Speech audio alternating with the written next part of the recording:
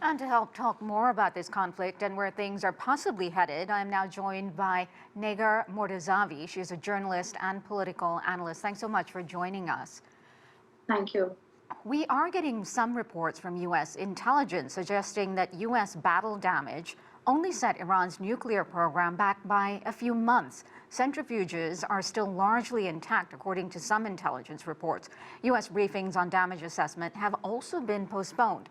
If that is the case, how damning is that? What is the risk? Was the risk worth the reward?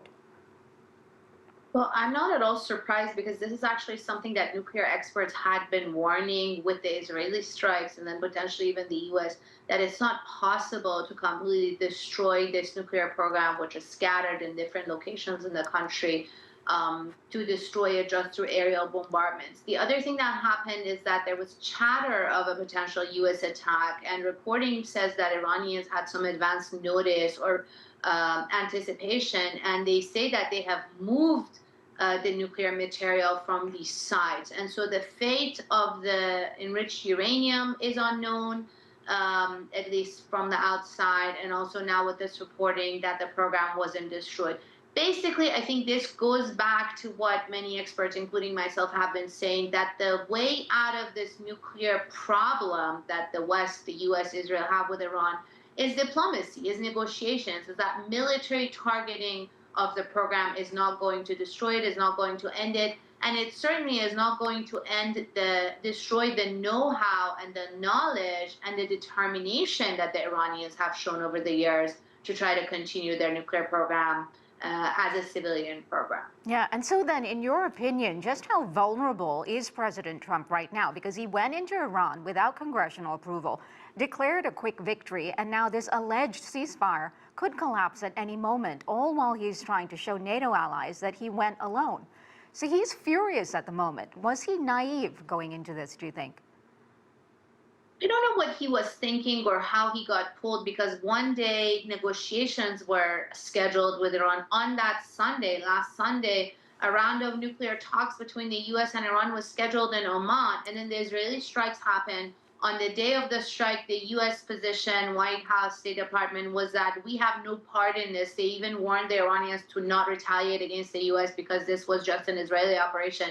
And then within a day or two, the president, it seemed like things are going well as far as a military operation, so he wanted to praise it, called it excellent, and eventually joined in the military operation, claimed victory, and then one and done. And this also contradicts his own election campaign, running as the quote-unquote president of peace, saying that, promising that he would bring peace to Russia and Ukraine, he would bring peace to the Middle East. Well, the war between Russia and Ukraine hasn't ended. Gaza war has, in fact, become worse under his watch, and he just let a third war, a third potentially long war, start under his watch without bringing peace to any of them. So trying to sort of do this zigzag, go from peace to war and then back to peace and diplomacy, I just don't see much strategy in this administration as far as a long-term or even medium-term. It seems like it's more reactionary and short-term, by the week, by the day decision-making. That's very interesting analysis, and one has to wonder how much sway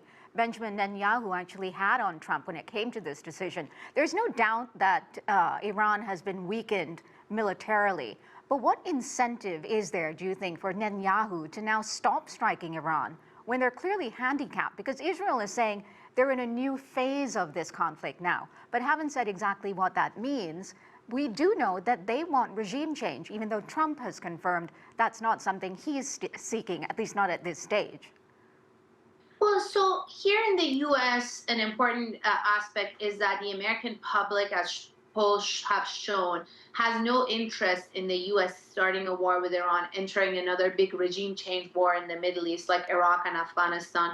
Trillions of dollars of money wasted, American lives, American blood and resources spent. That's not something that the public wants, including Donald Trump's own base. So you have sort of this MAGA, Make America First, anti-war camp going against the neocon, a foreign policy elite who have been pushing more hawkish policies. And President Trump himself has criticized those past policy making and that elite. Now it seems like maybe he fell into a trap. The neocons and Benjamin Netanyahu won temporarily, but now he's going back to sort of the path of diplomacy and trying to make peace.